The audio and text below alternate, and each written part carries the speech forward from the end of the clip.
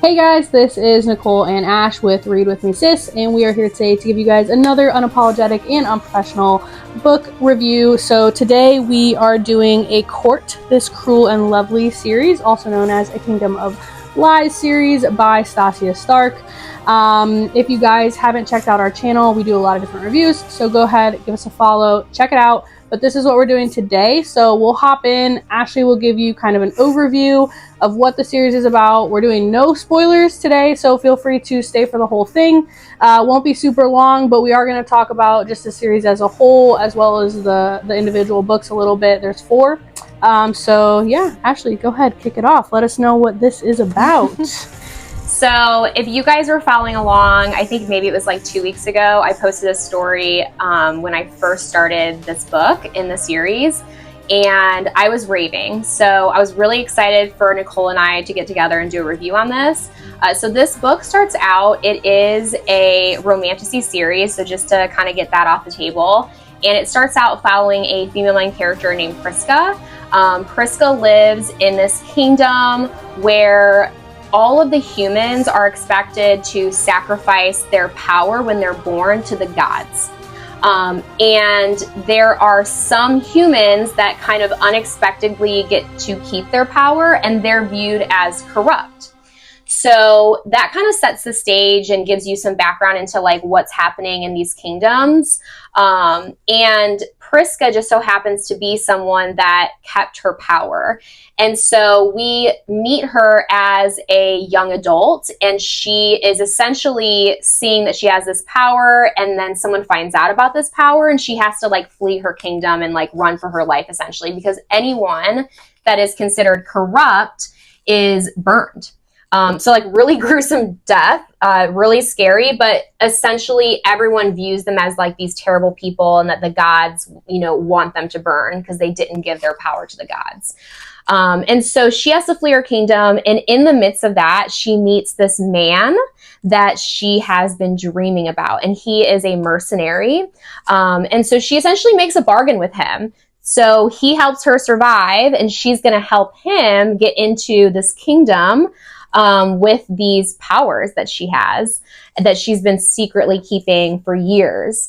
So it kind of sets the stage. We're in this really cool world, and the world building I feel like is kind of slow in the beginning, but it's not slow in a bad way. It's slow in a way that we can really understand it as we're reading the story, because I think that Prisca herself is learning new things as the story goes. So we kind of learn through her. So this is told in first person, and we all love a multi-point of view. So it is multi-point of view. We get Prisca's point of view in this, and then we also get Lorian, who is the male main character's point of view, and that is the mercenary that she meets.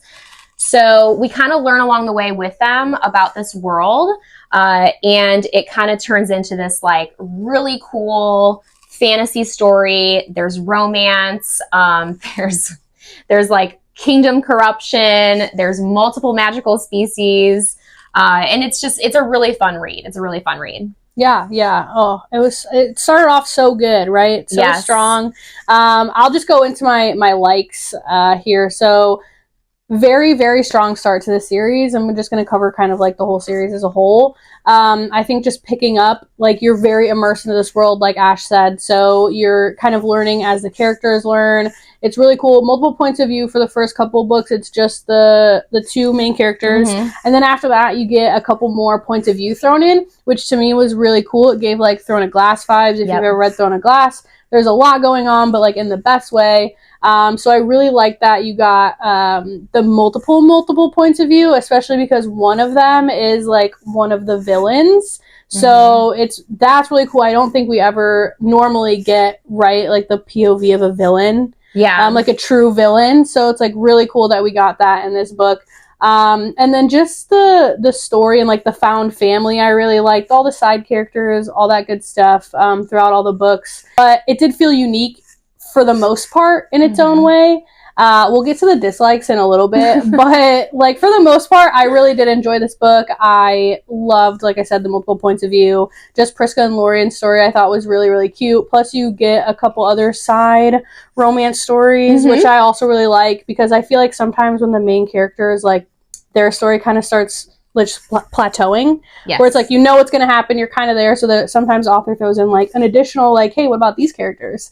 And so we kind of got a little bit of that as well, which I really liked. So those were like most of my likes. I did really enjoy the series overall. I would recommend it, but those are most of my likes.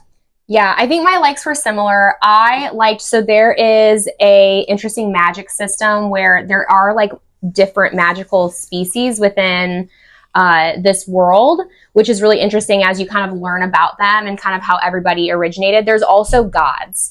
I always love a series that has fae, but also introduces the like gods aspect, because it just adds kind of this extra layer to the world. And it also gives you like additional backstory. Like if the author ever wants to build on the series, there's just additional backstory to build on. So we do get gods. We have different types of gods. So they talk about dark gods, which is really interesting.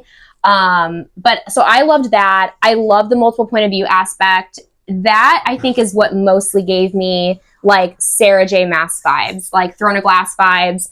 We didn't just get stuck on like the two main characters. Like we were able to pivot and get some side backstories for characters. Like Nicole said, there was additional like romantic relationships that were formed.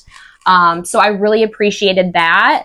This is a 4-book series. It is completed, which I love. I'm all for a completed series because I have zero patience sometimes when we have some cliffhangers, and you definitely get some cliffhangers when these books end. However, I do feel like in most series you get this like ramp up of like the story. And in this series, I feel like we kind of hit a wall at some point. And the 4th book was not as good as the 1st book. The 1st book to me was like 5 out of 5. I loved it. I was obsessed. I was so excited about this series. And then we got to the final book and it was good. The series was good, but I do feel like we got a little bit of anticlimactic vibes in there. Yeah, so we're going to dislikes. Oh my God, yeah. I'm good. I'm here for it. Yep. I feel like we went through our likes, and honestly, I would agree. I think book 1 was the best book in the series, in my opinion, which is kind of how you know it plateaus, right? Like most of the time, like you said, you ramp up, and then by the 4th book, you're like, oh my God, that was a great series. Like the wrap up was so good. The final battle was always so good, but didn't really get that with this series, which is like really, really unfortunate, because I texted you when I started it and I was like, oh my God, I hadn't finished yet. And I was like, oh my God, you have to read this series. Like it's so good. Book 1 just starts off so good. But I feel like after book 1 and a little bit of book 2 was good. Yeah, but then it kind of just starts, it's not bad by any means. No. The rest of the books aren't bad, but it kind of just, it feels like it plateaued. Like by the 4th book, it's like there's a lot happening, and at the same time there's nothing happening. And even like the final battle scene was like, you're so excited because you finally like, oh, we're coming together, okay, some shit's gonna go down. Yeah, it doesn't really go down. It like goes down, but it goes down in a way that you're like, okay, and now we're done. Yeah. And I also will say this, maybe a piece of it is because I did get so much of a Throne of Glass vibe from it. And Throne of Glass is my all-time favorite romantasy series. So it was kind of like I was comparing it to the highest rated thing I've ever read in the romantasy world. And it just didn't live up to that expectation. So I feel like I would still recommend this series. Like I still highly recommend reading this. I think anyone that enjoys like SJM will love this. Like I think it's a really fun series to read. And the tropes are fun. I don't even know if we've even listed all the tropes. I mean, we've got like an enemies to lovers trope, and we've got enemies to lovers in like multiple, I feel like even side characters. We get like a little bit of enemies to lovers there. We have found family. We have a corrupt kingdom. We have a wall, like a magical wall, right? Like a veil of some sorts. Badass female main character. Yeah, super badass female main characters. Actually, multiple badass FMCs. I mean, there's the female main character, and then there's badass side like female characters. Most of the POVs are women. Yes, which is awesome. I think is the only just Lorian. It's just Lorian, yeah. So I think one point of view is from a male and the rest are female, which is really cool. I love that she did that. But I mean, overall, I think the series was good. Mm-hmm. I just like had higher hopes for the final book. Yeah, I would agree. I recommend it. It was an entertaining read. It was a fun read. I just think that I got my hopes so high from book one. Like, my expectations were just so high. I just was obsessed with book one. And then, again, like, just kind of plateaued after that, which isn't a bad thing. I still, like, ran through these books. I mean, I binged them. We read, we read 6 books in June, both of us, and these were 4 out of the 6. So, like, we binged the series. It was good enough to binge. It just was... I don't want to say disappointing, but it was just kind of like by the end, you're like, okay, like that happened. Yep. Like, that was good. Like, nothing super crazy. It was an ending. You got an ending, and she sets it up where like we're probably going to get another story about another character. Mm-hmm. So that was cool. We get a wrap up to pretty much everything with the main characters. So that's good. It's not like you left on any like major cliffhangers. The main part of the story is over. And it wrapped up. I don't know if it wrapped up how I wanted it to wrap up, unfortunately. Not a bad thing. I read a lot of fantasy, so again, I just have such high hopes for fantasy series that I am obsessed with right off the bat. But she does set it up to where we'll probably get another book with some more side stories, so excited for that still. I will say overall, I think we can do just our star ratings. We're going to do overall for the series since it was 4 books. I don't want to sit here and list, individual star ratings. But I think overall, I would probably give this series as a whole 4 stars for me. Just because, like, again, 5 stars right off the bat for book 1, and then probably, like, a couple, like, random ratings throughout the rest. So just 4 overall. Like I said, great, entertaining read. I ran through the series, but I didn't get what I wanted to at the end, which is mainly where my 1 star knocks off.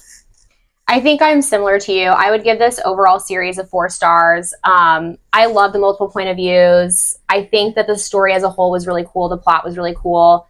I loved all the characters. We even got some like morally gray characters that you weren't sure if you were supposed to side with them or not, which is really fun. So I did enjoy the series. Even though the last book wasn't what I wanted it to be, it left me with some questions, which makes me wanting more. And so I will say she did probably what she was trying to do, because we know she's going to continue the story. The way she ends it, we know there's going to be a continuation with some side characters. So I feel like maybe she purposely left us like with some questions and maybe a little like, okay, I need more, because we're going to pick up that next book that she drops in this world. So yeah, 4 stars. I think 4 stars is fair. I still think it's a great read. I'll recommend it to anybody that loves romantasy, loves like fantasy world building. I think it was really fun. Yeah, it was a good one. Highly recommend. Hope you guys enjoyed. We'll be posting on both our Instagram and our YouTube a lot coming up. So stay updated. Follow us on both. We'll have some good content, good reviews coming up. Lots of fantasy stuff in the mix. Yes. So if you like that, like I said, hit the follow, hit the like. Come read with us, sis.